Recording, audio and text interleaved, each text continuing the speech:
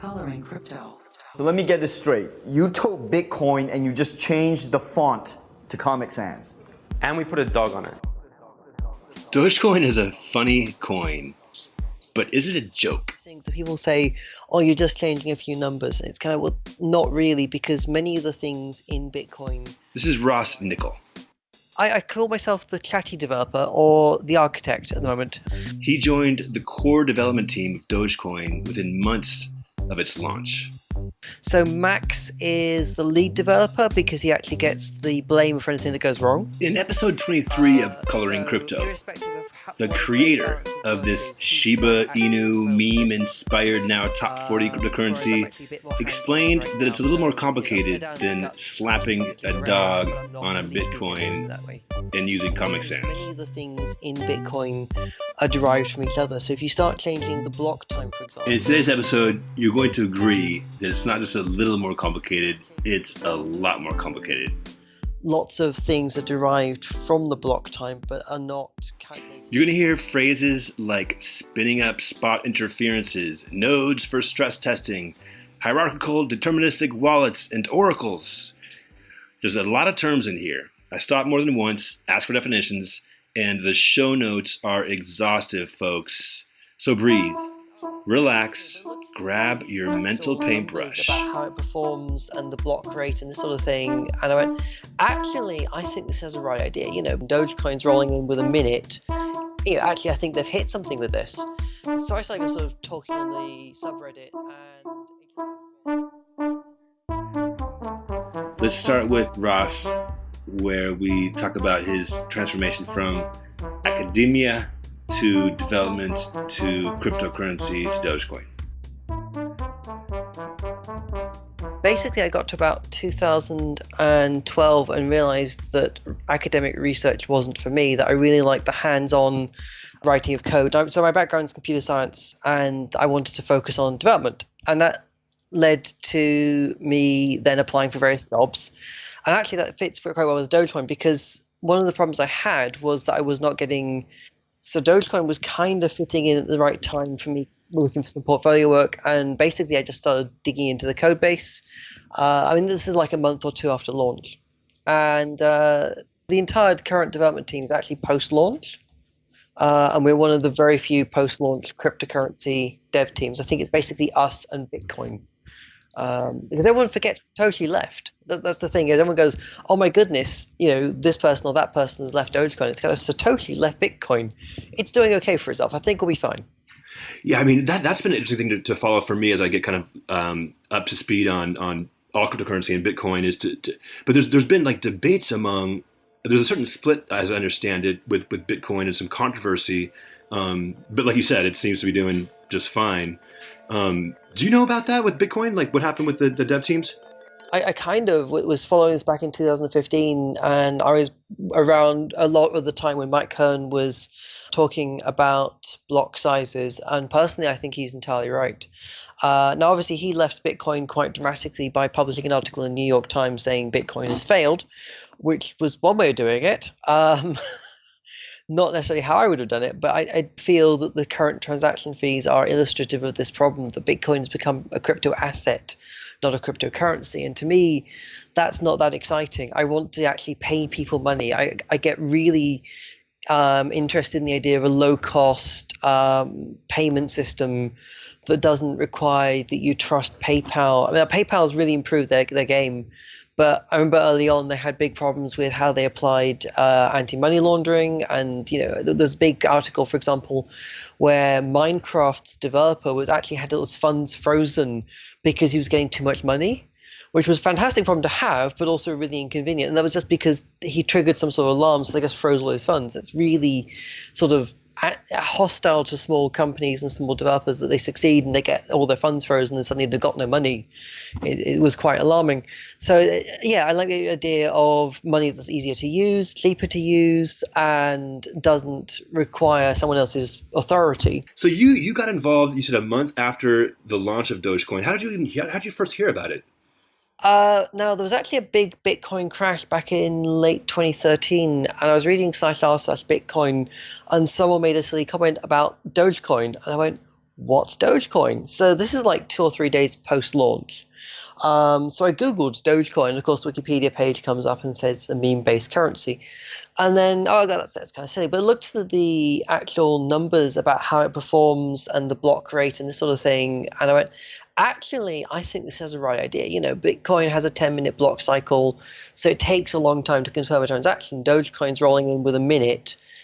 Actually, I think they've hit something with this. So I started sort of talking on the subreddit, and it just sort of rolled along from there. You looked at it as being a functional coin. What was the kind of like tone around the conversation of its origin being a joke? I think it fairly quickly became apparent that a lot of people really liked what they'd made, and that irrespective of its origins, it actually really hit this sort of pent-up demand for something that was a bit Bitcoiny in technology, but didn't have the politics. It was faster, it was more charitable, people were friendlier. Bitcoin, even more than it is these days, was very, people were expected to just get in and learn how the technology worked and get on with it. And I think we were much friendlier, and that really helped. So I think it was a very quick transformation from, they launched it as a joke, and about 2-3 weeks later, there's suddenly this massive community formed of people who are super enthusiastic. And the founders, and this is back when Billy's still active in the community, I think sort of grabbed that and started trying to run with it as much as they could. And so Billy is the guy, original guy who did the coding, working with Jackson. What did happen to Billy? Honestly, he basically decided it was all too much stress, is my understanding. So he did message me one day and said, look, dude, I'm leaving. Interestingly, he said he was going to change the account password to something he didn't remember. I think he somehow recovered the Reddit account, because I think he did appear at some point. But yeah, basically he went, this is too much. I'm not getting involved with this, and just left quite quietly. He did leave. And this was, I think, early 2014. I don't know exactly when the timeline.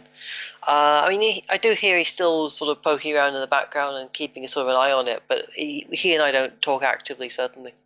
So what was it like in the very beginning when you got interested? What was it like to get on the team? What was that process like? The 1.6 release was coming out, and this is the fork to introduce DigiShield. And they announced it with something like 6 days to do the switch over to the new fork. I can't remember. It was a crazy timeline. So let me just interject. This is 3 months after Dogecoin released, and Ross is just getting involved, and they're going through a new release of the algorithm to make it more stable. And there was code stabilization going on. So I was digging through the code and going, hey, I think this is relevant. I'm trying to help out with that. And from there, I started committing patches to it, and then they said, hey, you're doing really well. Do you want to actually become part of the committers? And then at some point, Jackson decided that he was going to make all of the active developers, which I think was myself, Max, and a guy called Leo, who was no longer part of the dev team, all became committers, or maybe it might have been Patrick at the time. I think actually in hindsight it was Patrick. I think it was post Leo. And then we just became all admins. So it was a multi-month process, going from submitting some pull requests and being accepted, to building trust and the quality of the code I was producing, and then becoming a more active part. For folks that may not even understand GitHub push and pull requests, or have an understanding of what these dev teams are doing, behind cryptocurrencies, like what's it like on a day-to-day or week-to-week basis? So a lot of what we do very carefully is review everything that goes into the code base. So everything that is applied is reviewed by at least one other developer. If we have major concerns about it, it might be reviewed by 2 or more. So a pull request is one developer raises changes that they have written and ask that it is pulled into, so it's a request to pull it into the main repository. And the second developer then comes along, reviews the changes, and then it may be a discussion going on about, can you change this, or I'm not sure about this section, or maybe this needs some more documentation. And that discussion will eventually evolve over time until everyone's happy with the result, or it's abandoned, which does happen. And then it is pulled into the code repository. At the moment, the big thing we're doing actually is testing a lot of the code. So the 1.114 release is actually in pretty good shape. We've got a couple of issues with the fee calculation code and the way the Bitcoin has been evolving is somewhat hostile to how Dogecoin calculates fees. So we're having to find a model that is both Bitcoin friendly and compatible with Dogecoin previous. And that's broken a bunch of the tests.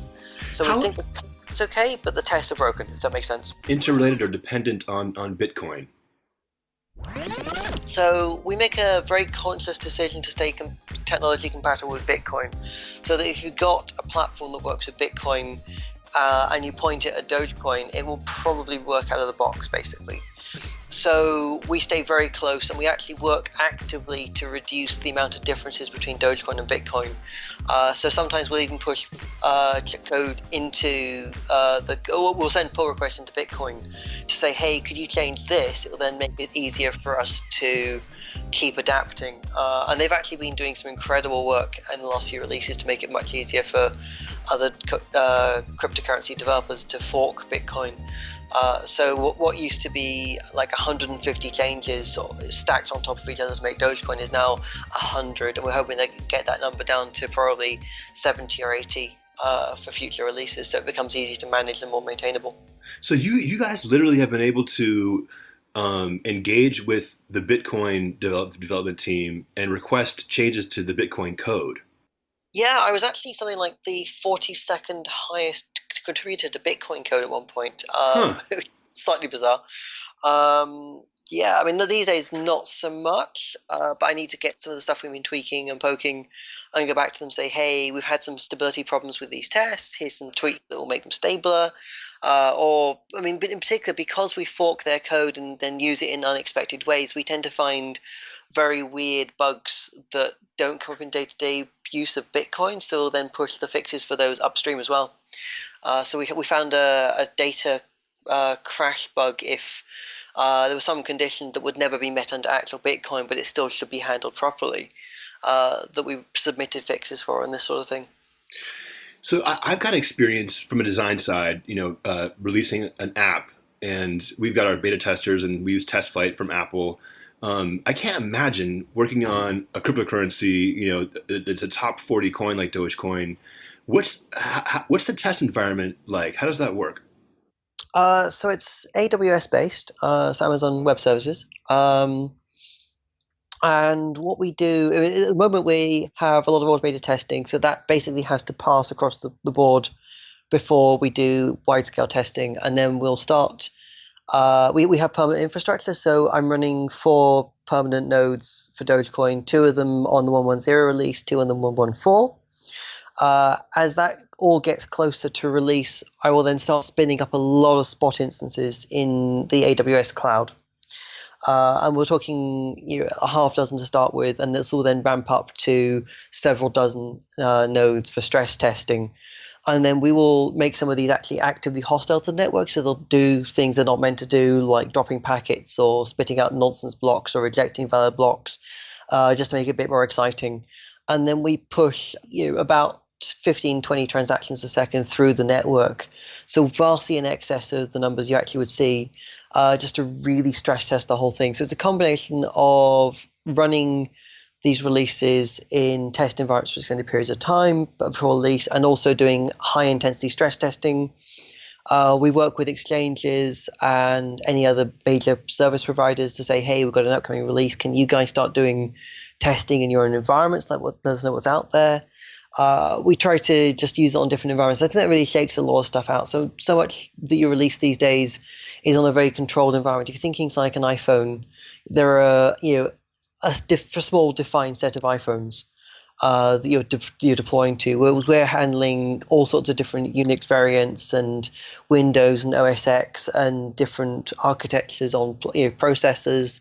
Very low memory environments, all sorts of things that really shake out a lot of bugs that might be subtler otherwise.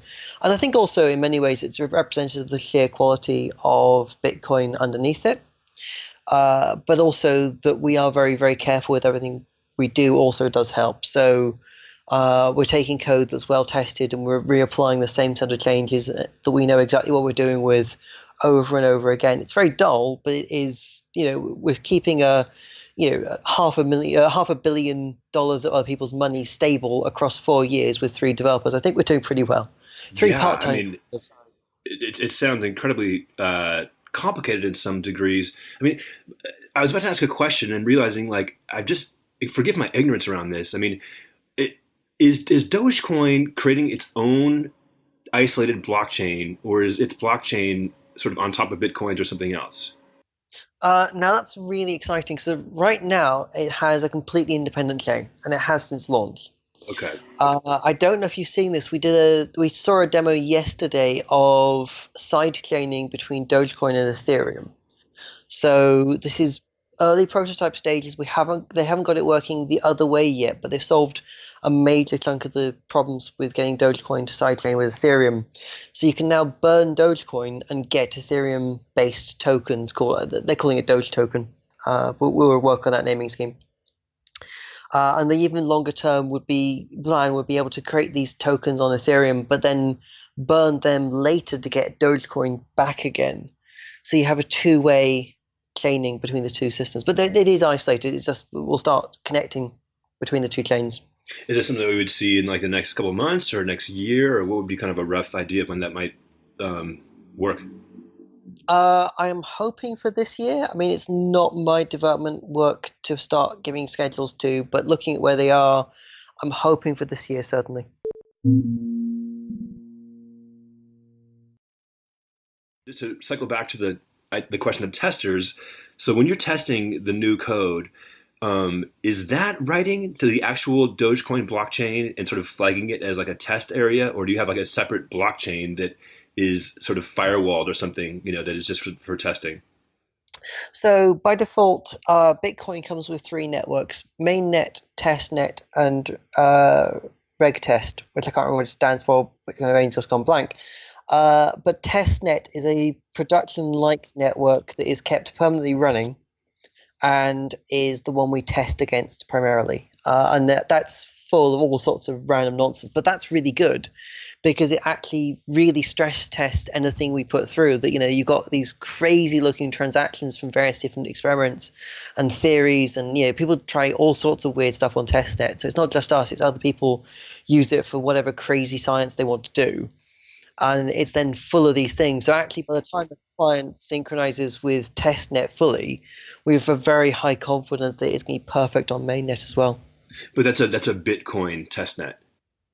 Oh, sorry, I meant that any Bitcoin derived coin has these 3 by default, and we have our own. Okay. Oh, we have our own mainnet set. So you're not sharing the same test net with other cryptocurrencies. You've got your own to test on. Yeah, we've got our own. Huh. What's the landscape out there, just in terms of what you know of how many different currencies are derived from Bitcoin versus, I guess, it would have been the vast majority back in the day, but now Ethereum is probably the vast majority. But do you have a sense of like what the kind of like landscape is? I think like 90% is still Bitcoin derived. I mean, you got a lot of tokens on Ethereum, but they're tokens rather than actual the conventional currencies. So a lot of them are used for applications, and they're consumed by an application in some sort of process, because the whole ICO thing really took off, and trying to make that sort of model work. And obviously you've got the really weird things like Zcash, Monero, that are just doing something completely wacky and different that isn't obviously Bitcoin-like. But I think most things out there, and if you look at CoinMarketCap, there's like 1,500 currencies or something. I'm just pulling this number up now. 1,514 currencies. And honestly, a lot of them are something someone got bored and changed a few variables, said as a text-based replacement. So replaced Bitcoin with name they wanted, fixed everything that promptly broke, and then shipped it kind of level of stuff. I mean, I think the higher up you get, so much more of the top 50 coins are probably different. But the majority out there is certainly Bitcoin derived. Hi. Okay, tell me, man. This I got to tell you, this is so fascinating for me. I've had 20 plus interviews, and you're the first actual developer of a coin. Um, can you tell us, like you mentioned in the beginning that this was you initially got into open source code to help your resume, and I'm sure it probably has. How else has the skill set affected you? Like, could you look at other repos on GitHub of other coins and quickly understand what they're doing? I mean, it depends how esoteric they're doing. I mean, certainly. So, I mean, I've actually just sent you a LinkedIn. You'll see this. So, I actually worked on R3's Corda for a while. So, obviously, that's blockchain-like technology, but a completely different design. It's written in a language called Kotlin. It's not even a blockchain. It's they call it a distributed ledger. I can't talk too much about this because, of course, I'm no longer working with them, so I have to be very careful. Wait, will you spell that first? Alt 3? Oh, so R3, Romeo 3. Okay. Okay. Hang on, I will link you to the website. Well, if you just search for R3 Corda, you'll find it. Got it. Yep. Yeah, which is going back to Mike Kern, actually what he did next. And yeah, so I mean, certainly we've had requests to get involved with other coins. I generally avoid it. Our experience of anyone who can't run their own coin and requires assistance generally shouldn't be running a coin. Is our experience. And as much as I feel really negative saying that, where we have tried to help out, often it just lets people get themselves into a bigger mess than they would do otherwise. So we don't actively invest in other coins. We do look at Namecoin and Litecoin because we use their technology. Let me write that down. So we use merge mining technology from Namecoin, and we use script mining from Litecoin. So there are some tweaks to make these Doge specific, but for the most part, these are coins that we take their technology from, and often we'll actually look at what they're doing to give us hints of where we should be going as well. And I think there's a sort of an exchange going there. So, for example, while we take a lot from Namecoin Core, I've worked on a library called libdoge, which is a Java-based extension to Bitcoin J, and that supports Namecoin, Litecoin, and Dogecoin natively. And then the Namecoin developers use that. So there's an exchange of technologies going on there. So as you got involved in this from the beginning, what were some of the hardest parts to get your head around in terms of what were the biggest challenges? The biggest thing is that Bitcoin code was never designed to be used the way that we're using it. So it's one of these things that people say, oh, you're just changing a few numbers. And it's kind of, well, not really, because many of the things in Bitcoin are derived from each other. So if you start changing the block time, for example, lots of things are derived from the block time, but are not calculated directly from it. So for example, how long it takes before a block is mature in the first version of Dogecoin was a very short, and that had all sorts of impact on mining that we hadn't expected.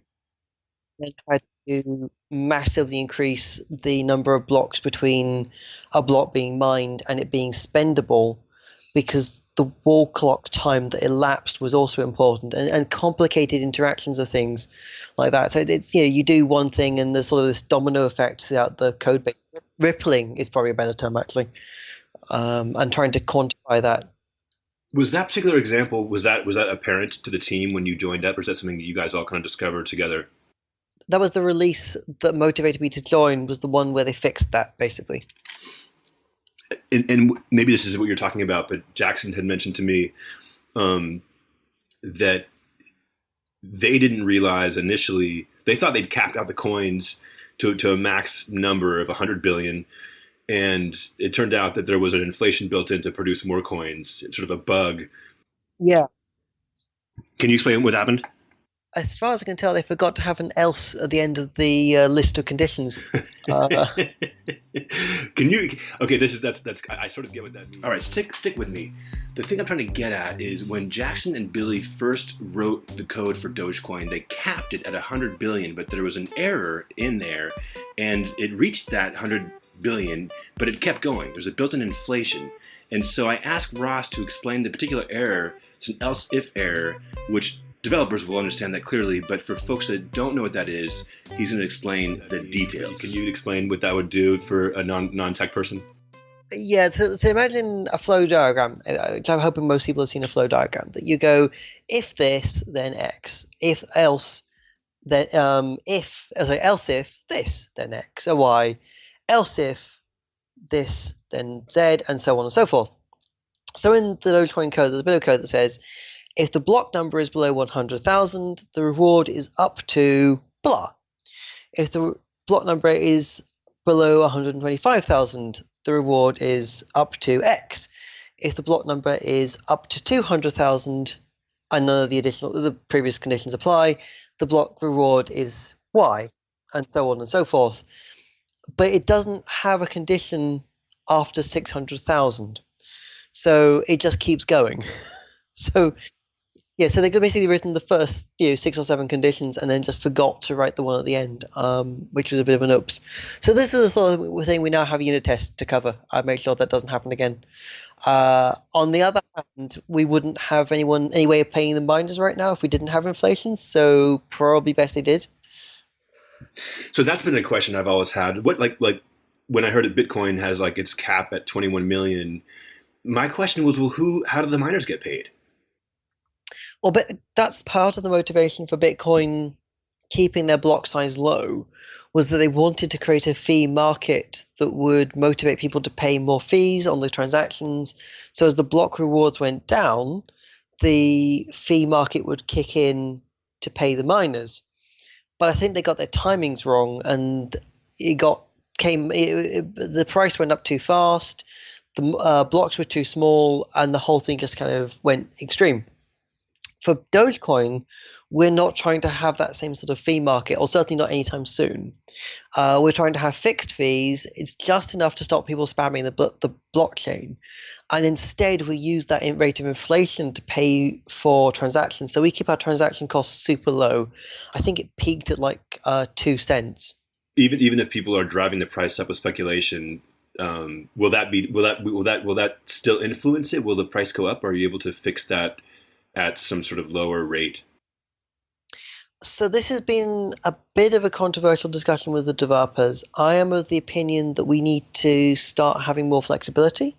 The others feel that I'm being premature in this. There's been a bit of a discussion going on.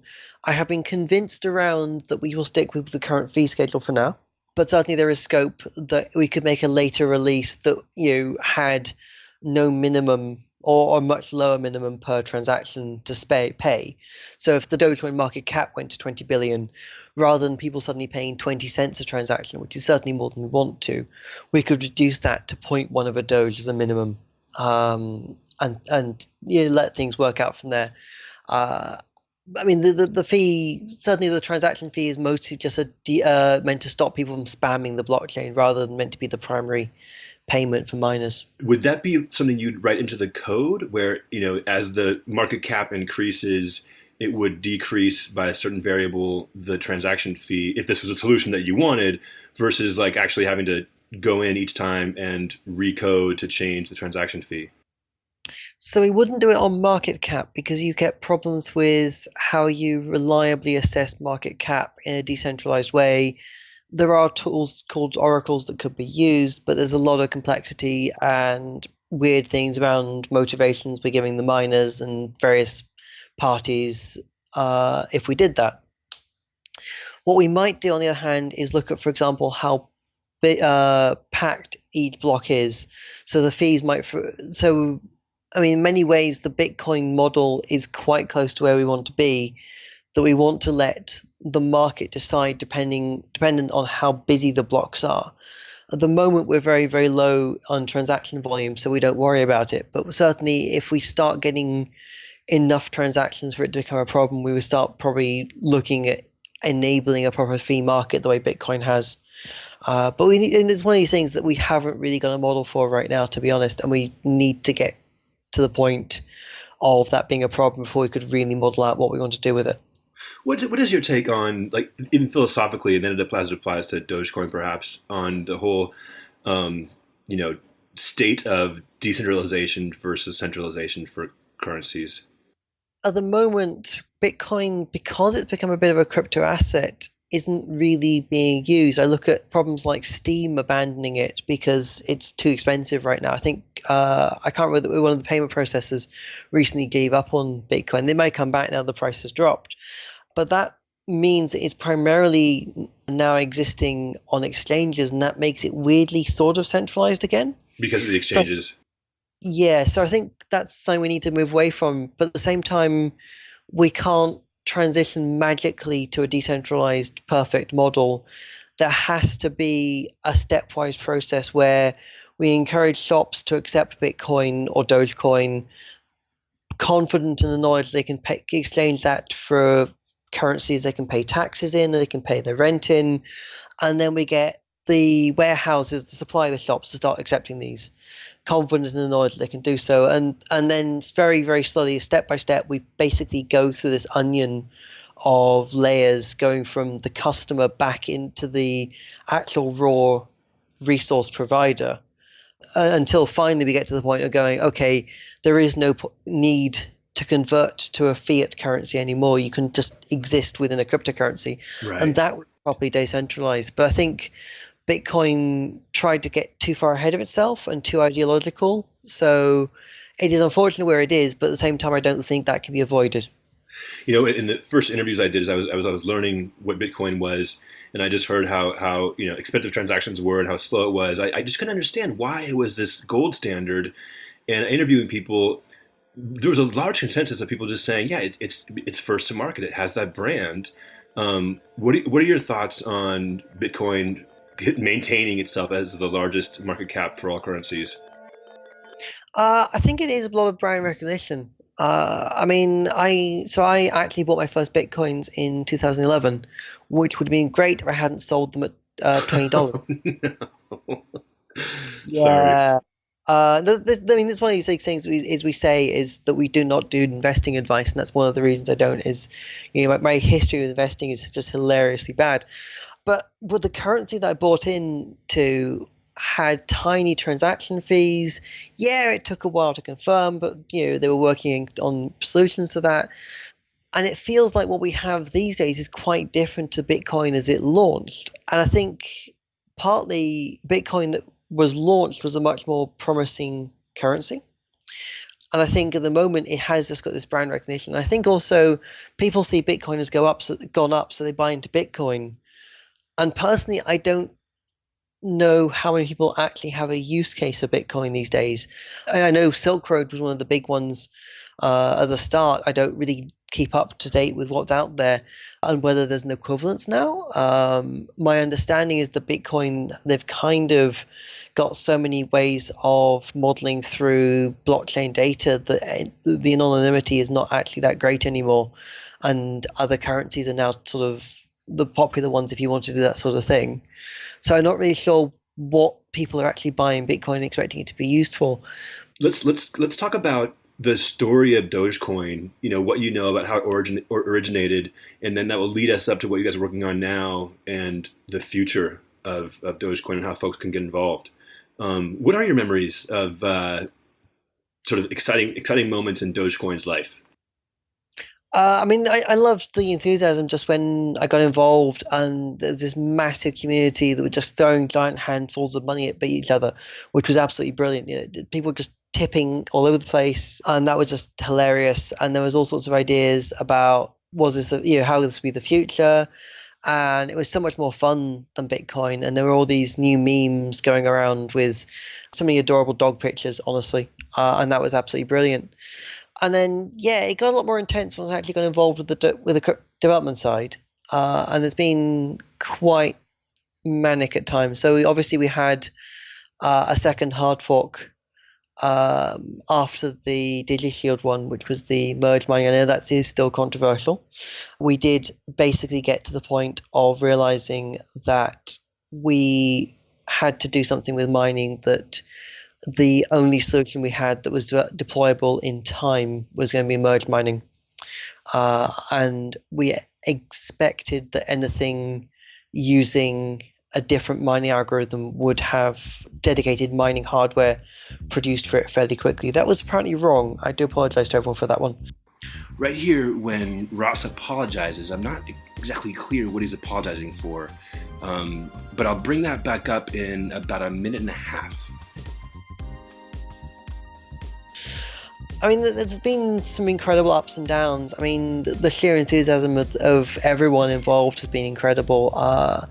One of my early experiences was the funding of the Jamaican bobsled team going to the Olympics. That was just amazing, and how fast that was funded. And of course, Dogecoin is the famous one.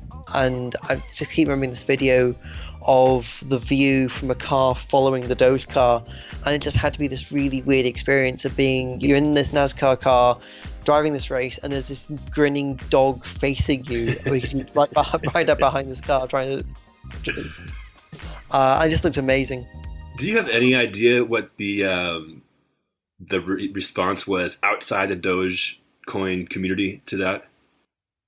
I think Bitcoin was a little bit, can we get a car? I think everyone was a bit, can we get a car? We had all sorts of contacts actually coming in as well, because everyone was kind of, I think because people are used to the idea of the big funded coins, they thought, oh my goodness, you're going to have so much money. So people went, can we fund an F1 car? I was a little bit, no, you're going to have to calm down a little bit there. Yeah. Unfortunately. I think Bitcoin really wanted to fund an F1 car, but didn't really get too organized, unfortunately. I mean, obviously with the market cap going up, I'd love to get to the point one day that we can do something bigger or fund another car. I remember other incredible experiences were, getting paged and going, yeah, this guy called Save Them Hood is just throwing money at people. I was kind of, wait, what? So I log in, and he's just there tipping people randomly with giant sums of money, and then paid off the rest of the Doge for Water charity fundraiser, which was amazing.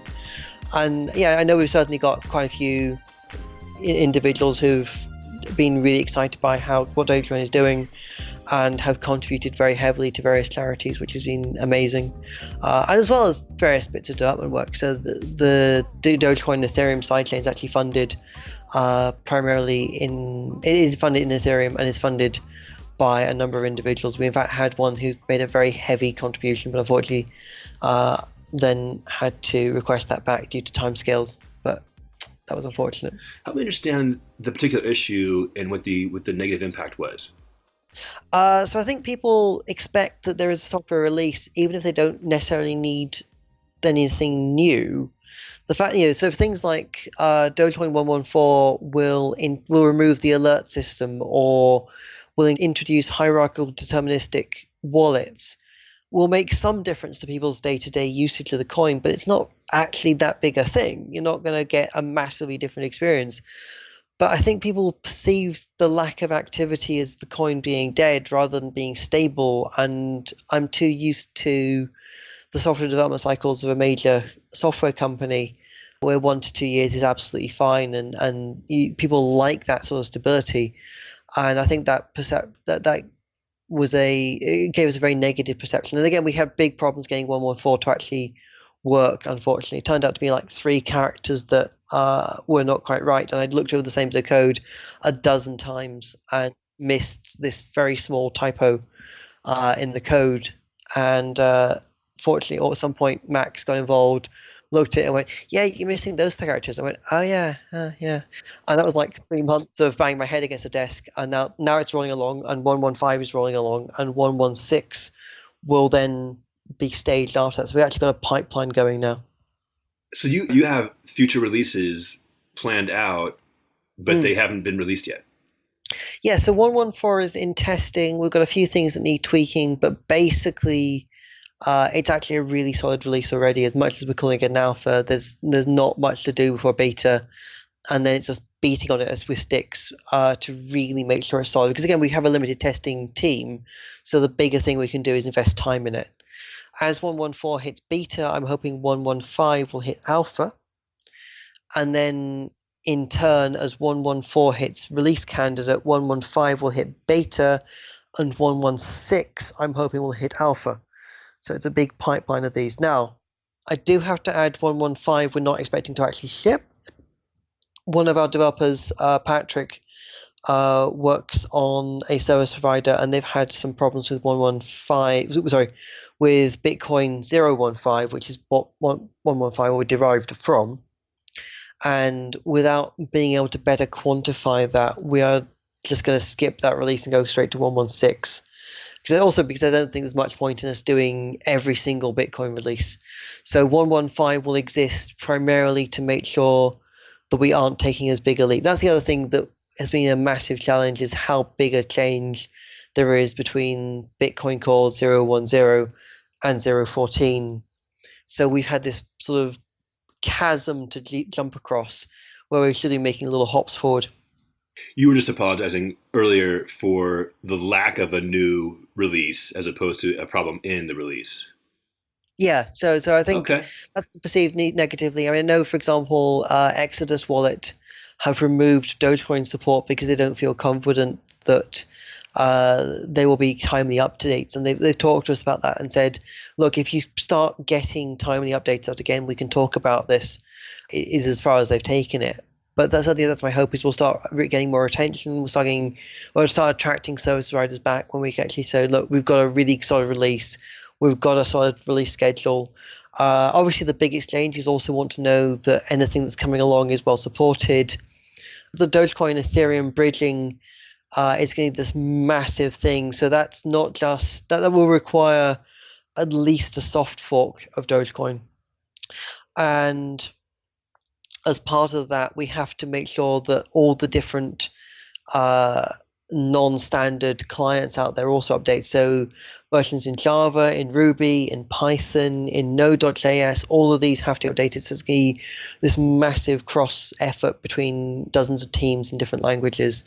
But I think if we can get that out the door and get that done really well, I think that will also show that Dogecoin is in serious business. Coloring crypto.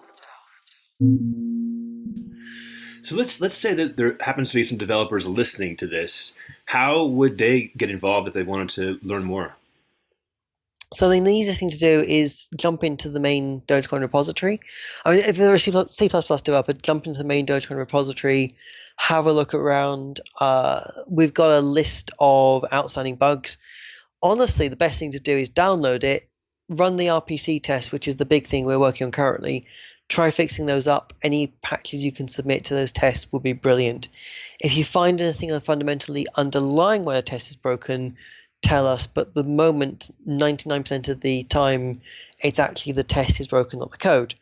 115 is in a pull request if people want to have a look at that. If we've got developers who want to get involved but don't know C++, you could also look at something like Bitcoin J, the Kate wallet that was a bit of an experiment back in 2015, 2016 are about to resurrect, so that will become active again. Contact us on Twitter, on Reddit. We do read every message we get, even if we don't respond. There is a big list of everyone who's volunteered to help, and we will be contacting people. And so let's say somebody knows C++. How advanced in your assessment do they need to be helpful? So the biggest investment is in time. If you're comfortable in C++, you can dive into this. It is difficult. You need to be comfortable with a debugger. I would not recommend it for anyone with less than, say, a year's experience. Beyond that, obviously, the more experience, the better. I have something like 2 decades of coding experience, so my perspective is a bit skewed there. But I think you can get involved, and particularly the testing. You can run the test from the command line. That's not difficult. And then trying to identify where they're wrong is just a very, very slow, tedious process as you methodically work through the code, trying to isolate where the problem is until you eventually find it and then fix it. And it isn't difficult, but it is very time consuming. Man, this is a wealth of information. What do you see? What are you excited about for the future? I mean, the sidechains are incredible. There's a different team that's actually doing the active research on that, and we're waiting for their conclusions, and then we'll actually build a full model of how we're going to build that into Dogecoin Core, how we're going to announce that release, how we're going to get it tested. We have to do Ruby, Python, Java releases to go with it. making sure all the different wallets are up to date. So, iOS, Android releases, talking to companies that do things like Doge Wallet, talking to Doge, all these derived services need to update. So it's a massive task, but it's really super exciting. I'm really looking forward to the idea of being able to take my Dogecoins and be able to do smart contracting things with them. The obvious one I have is that the Dogecoin Developer Fund is currently a multi-sig fund, but there's no intelligence there. We can't vote on how we spend it. It has to be done offline, and then we build up a transaction that models what we've said we're going to do, and then we all sign that to say we agree with it. Whereas I have a reward bounty that I maintain in Ethereum for the sidechaining work, and I'm one of like a dozen signing people. But we actually have a user interface. So someone says, I want to do this, and then we vote yes or no, and there's a voting period. At the end, it then does or does not do what we've said we're going to do, which is so much easier and just vastly more powerful.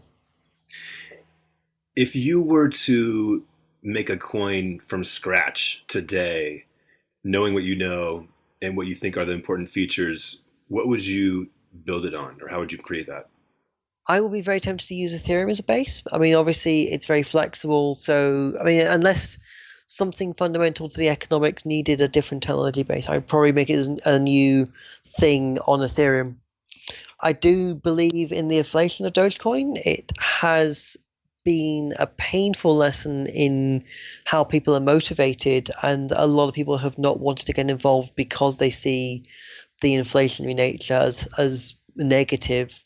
But I do feel that it is worthwhile. The loss, instead of being deflationary, I feel the super low transaction fees are worthwhile, but perhaps that inflation rate's a bit high.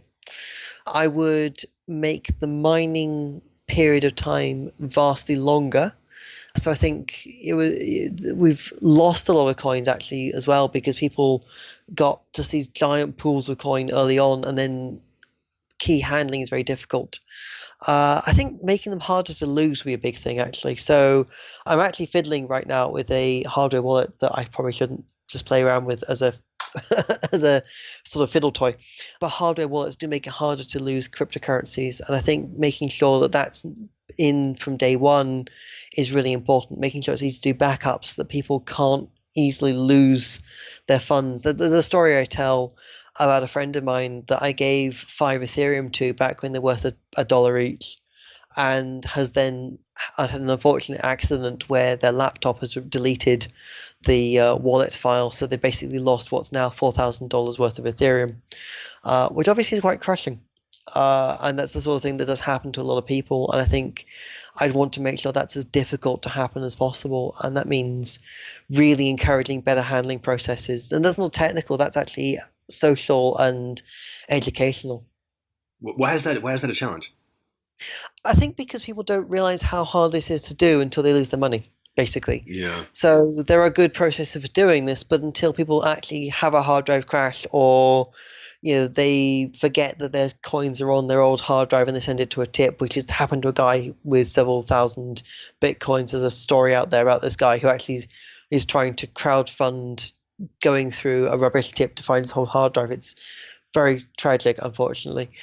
But I think you really need to educate people about how important it is to maintain backups, about the best process on backups, about how hierarchical deterministic wallets work, and the fact that they do actually enable an old backup to be used with a new. So you have the original seed for one of these HD wallets, as they're called. You can then recover it at any point in time. Whereas the older wallets, you have to have a recent backup, and that's also been quite unfortunate. Making sure they can't be stolen is also difficult. So we've had a lot of people who've had their coins stolen by viruses, and again, that's really tragic to see. Discourage people from keeping money on exchanges would be the other thing. So a lot of people lost money in Mt. Gox, in Cryptsy. It's a very painful example because it's quite close to us, in MintPal, in various exchanges being hacked. I mean, yeah, it's been crushing, and I think these are educational rather than technological problems. Actually, the people don't realize the difficulties until they hit them. Wow, Ross, this has been incredibly enlightening. Before we go, what else would you like to say to the Dogecoin community out there? I'm going to go with stay wow. Well, Ross, thank you so much for being on Coloring Crypto. I really appreciate it. No problem. Thanks, Ross. Bye-bye. Cool. Take care. Coloring Crypto. Coloring Crypto is hosted by Gabe Colors. Our audio producer is Aaron Garber. Our content producer is Dan Weiner. And our parent company is Chapin Labs.